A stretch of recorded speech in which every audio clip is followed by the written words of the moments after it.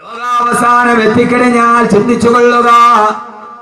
ഇസ്രാഫീൽ അലൈഹിസ്സലാത്തു വസ്സലാം ഫൈദാ നുഫിഖ ഫിസ്സൂരി ഫസൈക മൻ ഫിസ്സമാവാതി വമൻ ഫിൽ അർളി ഇല്ലാ മൻ ശാ അല്ലാഹ്.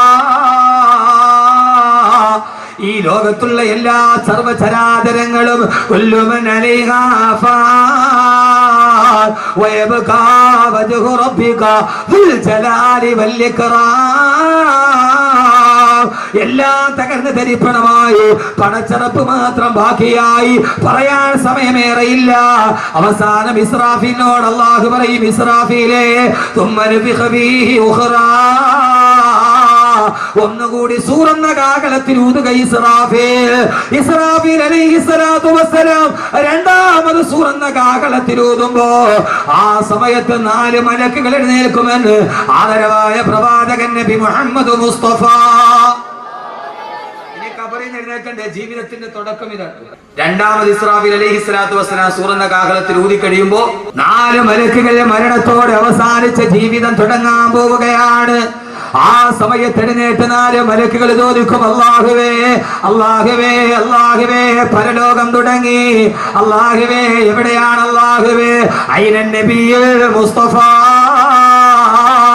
ഹബീബായ നബി എവിടെ? ഹബീബായ നബി എവിടെ? ഈ ലോകം ഒടുങ്ങിയാലും ആദ്യത്തെ അന്വേഷണം എവിടെയെന്നറിയോ? മദീനയുടെ റൗളയുടെ നായകൻ എവിടെ? അല്ലാഹു പറയും, മലായികത്തുകളെ, ഈ തകർന്നു കിടക്കുന്ന ഭാഗത്ത് ഒരു പ്രകാശം വരുന്നത് കണ്ടോ? അവിടെയാണ് ഖബറുൻ നബിയിൽ മുസ്തഫ. അവിടെയാണ് മുസ്തഫായ നബിയുടെ ഖബറുള്ളത്. പരലോകത്തിന്റെ തുടക്കമാണ് ഞാൻ പറയുന്നത്.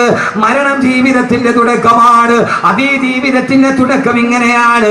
ആ ജീവിതത്തിന്റെ തുടക്കമാണ് പറയുക. അല്ലാഹു പറയുമ്പോ 4 മലായികത്തുകൾ പ്രകാശം കാണുന്ന ഭാഗത്തെത്തുമ്പോ അവിടെയാണ് റൗളത്തുൻ നബിയിൽ മുസ്തഫ. അല്ലാഹുവിന്റെ റസൂലിന്റെ റൗളയുടെ ചാരത്ത് അവിടെ ചെല്ലുമ്പോ മീകായിൽ പറയും, മീകായിലേ നിങ്ങൾ വിളിക്കുക. മീകായിൽ പറയും, ഇല്ല ഇല്ല. അസ്രായീലേ നിങ്ങൾ വിളിക്കുക. അവസാനം നിങ്ങളല്ലേ നബിയെ കണ്ടത്? അല്ല അല്ല അസ്രായീലേ. അവസാനം എല്ലാ മലക്കുകളും കൂടി പറയും, ഇല്ല ഇല്ല. ഹബീബായ നബിയെ വിളിക്കാൻ അർഹതയുള്ളതാർക്കാ? ജിബ്രീലേ അവിടേക്കല്ലയോ?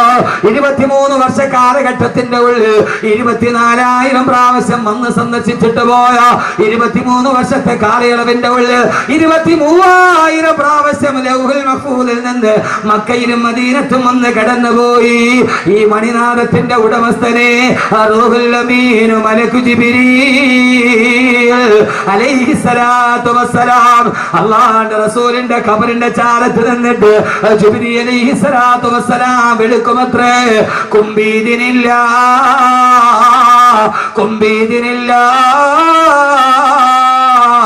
കുംബീദിനില്ല. ഓ സമയത്ത് റൗളയുടെ ചാരത്ത് നിന്നിട്ട് റിസാലത്തിന്റെ വലത്തെ കൈകൾ കൊണ്ട് തലമുടിയിലെ മണ്ണ് ചവിട്ടി തട്ടി മാറ്റിക്കൊണ്ട് അവിടെ നിന്ന് ചാടി എഴുന്നേക്കും. ആരെന്നറിയുമോ? മദീനയുടെ നായകനെ, ആത്മീയതയുടെ പരിമളമേ, ആദർശത്തിന്റെ പ്രോജ്വല താരകമേ, ഫഹ്മീ വസ്ലീ വാഹിദു യദി ഇൻഷാഅല്ലാഹ് മുഹമ്മദുർ റസൂലുള്ളാഹ്. അല്ലാഹുവിന്റെ റസൂല് ചാടി എഴുന്നേൽക്കലായി. ഹബീബായ നബി തങ്ങൾ വരുമ്പോ അല്ലാഹുവിന്റെ റസൂല് തന്നെ ഒരു ദിവസം പറഞ്ഞ, അനസേ, പ്രിയപ്പെട്ട സഹാബി അനസിനോട്, അനസേ റളിയല്ലാഹു തആല അൻഹു, ആദ്യം മഹ്ശറിലേക്ക് എഴുന്നേറ്റത് ഞാനാണ്. ഞാൻ എഴുന്നേറ്റ് നോക്കുമ്പോ എനിക്കറിയില്ല, ഫൈദാ ഹിയ ബിമൂസാ, അതാ അർശിന്റെ താഴെ നിൽക്കുന്നു ബഹുമാനപ്പെട്ട കലീമുല്ലാഹി മൂസ. എനിക്ക് മുമ്പേ ആണോ വന്നത്, അതല്ല എനിക്ക് ശേഷമാണോ വന്നതെന്ന് ഈ മൂസ വന്നത് എപ്പോഴെന്ന് എനിക്കറിയില്ല. ഞാൻ എഴുന്നേറ്റ് നോക്കുമ്പോ അതാ അർശിന്റെ ചുവട്ടിലുണ്ട് കലീമുല്ലാഹി മൂസ. മനസ്സിലാക്കണം, മനസ്സിലാക്കണം. ഹബീബായ നബി തങ്ങൾ എഴുന്നേറ്റ് മഹിശറയിലേക്ക്.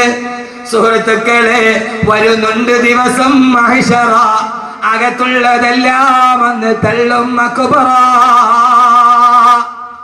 ആ സമയത്താണ് ഖബറിൽ കിടക്കുന്ന നമ്മളെല്ലാം ഖബറിൽ നിന്ന് ചാടി എഴുന്നേൽക്കുക. ആ സമയത്താണ് പുതിയ ജീവിതം തുടങ്ങുക. അള്ളാഹു നല്ല ജീവിതം തുടങ്ങാൻ തൗഫീക്ക് നൽകട്ടെ. ഉറക്കെ വിഷയത്തിന്റെ വൈപുല്യത കൊണ്ട് പെട്ടെന്ന് ഞാൻ പറഞ്ഞു പോവുക. അള്ളാഹു നന്നായിട്ട് കിടന്നെടുത്ത് എഴുന്നേക്കാൻ അള്ളാഹു തൗഫീക്ക് നൽകട്ടെ.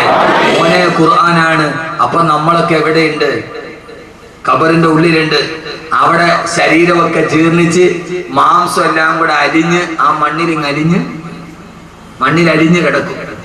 അപ്പോ കബീർ മൊയ്ലിയാർ ആരാ? ഒരു പിടി മണ്ണ്. അപ്പൊ ഈ കബീർ മൊയ്ലിയാർ ആരാ?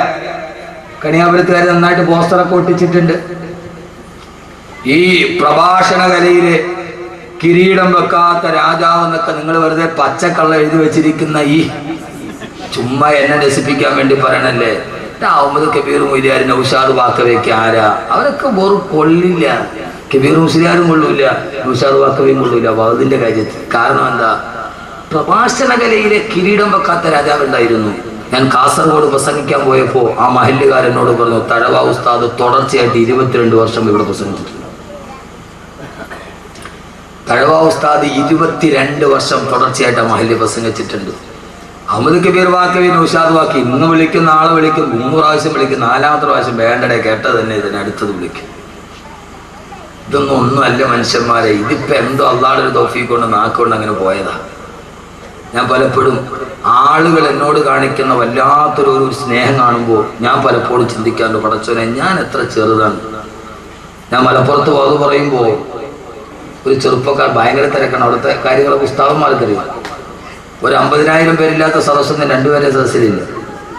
അപ്പൊ അവിടെ ഞാൻ ഭയങ്കര തിരക്ക്. ഒരു ചെറുപ്പക്കാരൻ, നല്ല ഡ്രസ്സ് ചെയ്തൊരു ചെറുപ്പക്കാരൻ എൻ്റെ അടുക്കൽ വന്ന് ഇങ്ങനെ നിന്നു കുറേ നേരം. ഞാൻ അവസാനം ഒന്നും മിണ്ടുന്നില്ല. എല്ലാവരും മുസാഫത്ത് ചെയ്യുന്ന തിരക്ക്.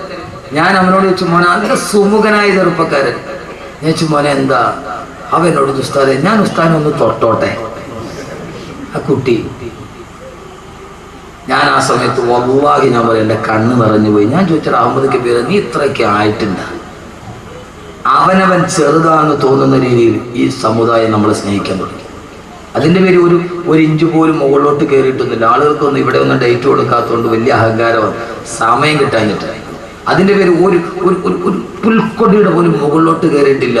അതിൻ്റെ പേര് വല്ലാഹി പടച്ച തമ്പുരാനെ തന്നെ താന്നിട്ടുള്ളൂ. അപ്പം ചിന്തിക്കും, പടച്ചോനെ എടാ നിനക്ക് ഇത്രയൊക്കെ എനിക്ക് അർഹതയുണ്ട്. അബൂബക്കർ റളിയല്ലാഹു അൻഹുവിനെ എല്ലാവരും സ്തുതിക്കുമ്പോൾ അബൂബക്കർ പടച്ചവനെ എല്ലാവരും എന്നെ വലിയ മഹാനായിട്ട് കാണുകയാണ്. അല്ലാഹുമ്മഗ്ഫിർലി മാ ലാ യഅലമൂൻ. പടച്ചവനെ അവരറിയാത്ത തെറ്റെനിക്കുണ്ട്, നീ അതെനിക്ക് പുറത്തുതാ അല്ലാഹുവേ എന്ന് അബൂബക്കർ റളിയല്ലാഹു തആല ദുആ ചെയ്തു. വജഅലി ഖൈറൻ മിമ്മാ യദുന്നൂൻ. അവരെന്നെ ആദരിക്കുന്നതിനേക്കാളേറെ നിന്റെ മുമ്പിൽ എന്നെ ആദരിക്കണേ അല്ലാഹുവേ എന്ന് ദുആ ചെയ്യുമായിരുന്നു സയ്യിദുനാ അബൂബക്കർ സിദ്ദീഖ് റളിയല്ലാഹു. 22 വർഷം മുടങ്ങാതെ വാദ് പറഞ്ഞ മനുഷ്യൻ. ആ മനുഷ്യൻ, എന്റെ പ്രിയപ്പെട്ട സഹോദരങ്ങളെ, ആരാണെങ്കിലും അവൻ അന്ന് ഖബറിന്റെ ഉള്ളിൽ ഒരു പിടി മണ്ണാണ്. എത്ര സൗന്ദര്യമുള്ളവൾ, എത്ര കറുത്തവളും വെളുത്തവളും ഒക്കെ മണ്ണിന്റെ അടിയിൽ പോയ ഒരു പിടി. മീകായിൽ അലൈഹിസ്സലാത്തു വസ്സലാം മഴ പെയ്തു. ആ മഴവെള്ളം വന്ന് ഈ നമ്മുടെ ശരീരം ഇപ്പൊ ഞാൻ വിളിച്ച് ലേലം ചെയ്ത് കൊടുക്കൂല. അതവിടെ ഇപ്പൊ ഞാൻ ലേലം ചെയ്ത് കൊടുക്കൂല.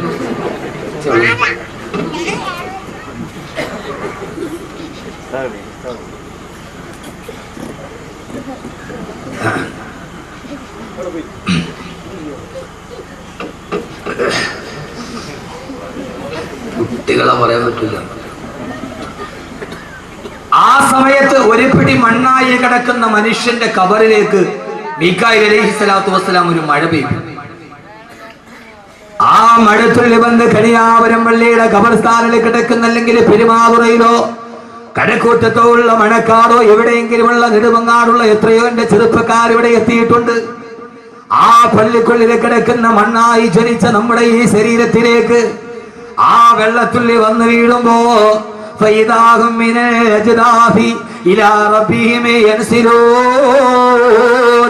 പൊന്നുമോനെ പൊന്നുമോനെ, ആ സമയത്താണ് പടച്ചറപ്പിന്റെ മുമ്പിൽ നമ്മൾ എഴുന്നേറ്റ് നിൽക്കുക. പ്രിയപ്പെട്ട ചെറുപ്പക്കാരാ, ആ വെള്ളത്തുള്ളി വന്ന് അലിഞ്ഞു നേർന്ന മാസം ഉരുണ്ട് കിടക്കുന്ന കളിമണ്ണിലോട്ട് വീഴുമ്പോഴാ പെങ്ങളെ എന്താ സംഭവിക്കുക?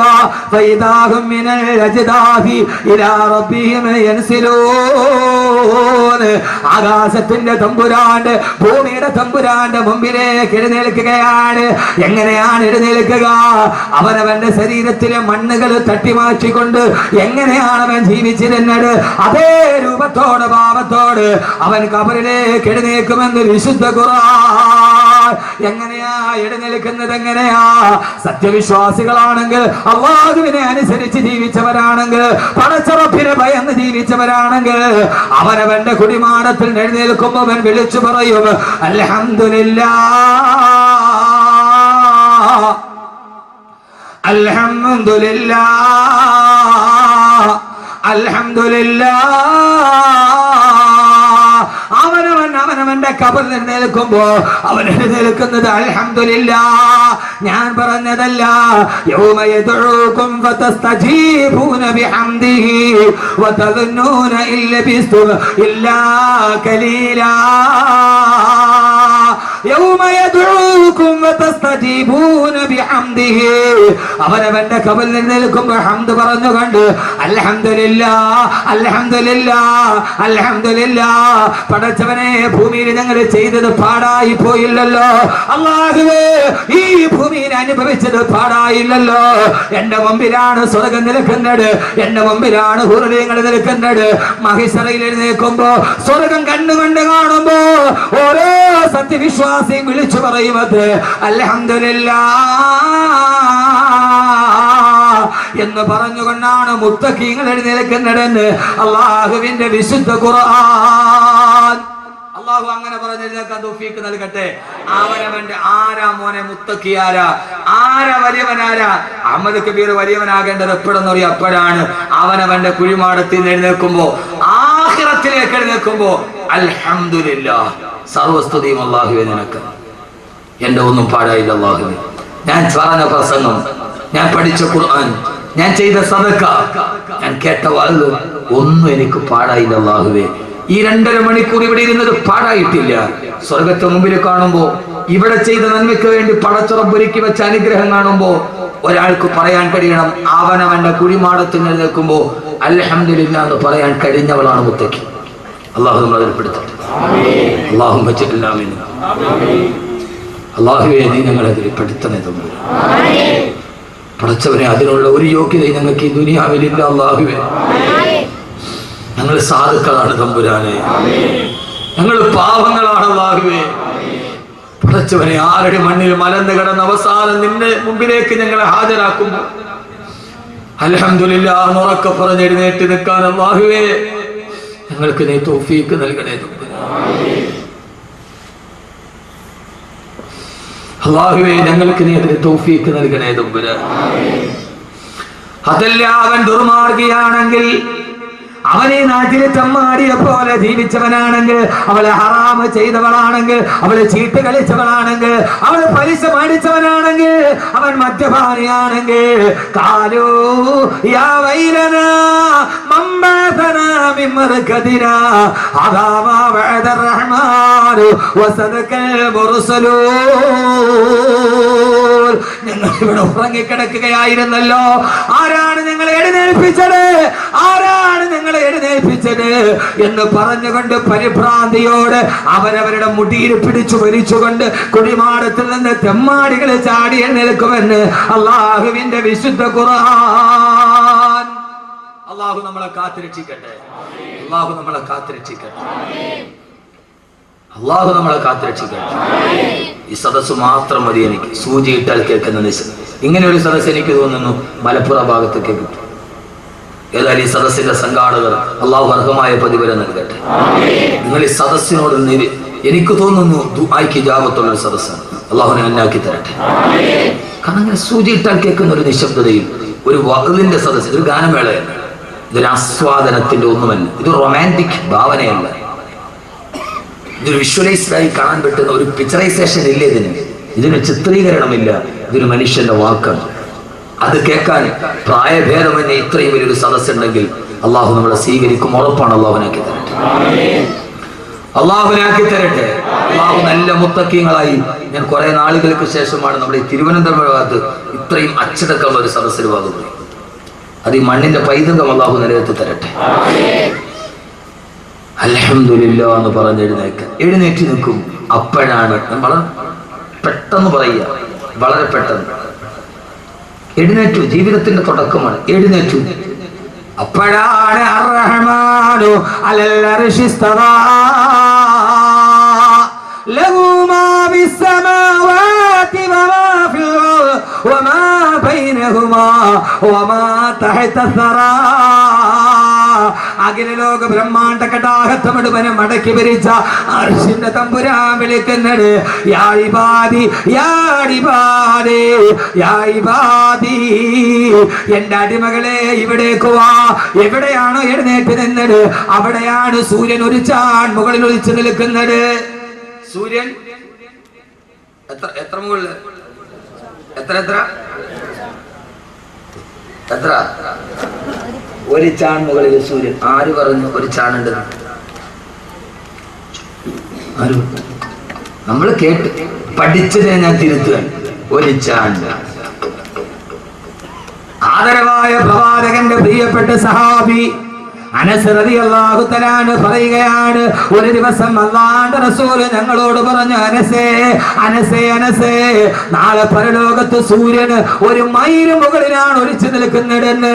ഒരു മൈൽ മുകളിൽ, നിങ്ങളുടെ തലയുടെ ഒരു മൈൽ മുകളിലാണ് സൂര്യൻ ഉദിച്ചു നിൽക്കുന്നതെന്ന് ഹബീബായ നബി മുഹമ്മദ് മുസ്തഫ.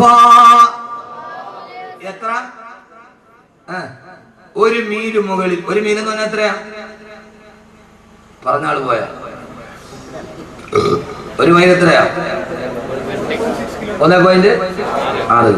അപ്പൊ ഒരു ചാൺ മുകളിൽ നിൽക്കുന്നത് ബാക്കവേതായാലും ഒരു 1.5 കിലോമീറ്റർ മുകളിലാക്കി തന്നില്ല. ഇപ്പൊ ബാക്കവല്ലാതെ ഇപ്പൊ ആരാ ചെയ്തരിക? ഇത്രയും നാളെ നിങ്ങൾ എല്ലാരും പേടിപ്പിച്ചെന്ന് ഒരു ചാൺ മുകളിൽ നിന്നല്ലേ? ഞാൻ സഹിഹായ ഹദീസാണ്. ഒരു മീൽ മുകളിൽ ഒരു ഇത്തിരി ആശ്വാസം കിട്ടില്ല പരലോകത്ത്? ഇല്ലേ? കിട്ടിയില്ലേ? എന്താ മനുഷ്യന്മാരെ നിങ്ങൾ ഇങ്ങനെ ഫ്രീസറിൽ വെച്ച ബ്ലോക്കോട് ഇരിക്കണ കിട്ടിയില്ലേ?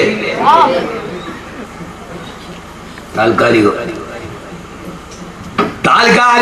അനസ് റളിയല്ലാഹു അൻഹു പറയുകയാണ്, അറബി ഭാഷയിൽ മീലെന്ന് പറഞ്ഞാൽ അത് സുറുമക്കുപ്പിയിലിടുന്ന കോലിനാണ് മീലെന്ന് പറയുക. ഒരു ചാണ് പോലുമില്ല, സുറുമക്കുപ്പിയിലെ കോലിന് മാത്രം ഉയരത്തിലാണ്. ഒരു ചൂണ്ട് വിരലിന്റെ വലിപ്പം പോലും ഇല്ലാത്ത മീലെന്ന് പറഞ്ഞാൽ 1.5 കിലോമീറ്റർ എന്നല്ല, സുറുമക്കുപ്പിയിലിടുന്ന കോലിനാണ് മീലെന്ന് പറയുക.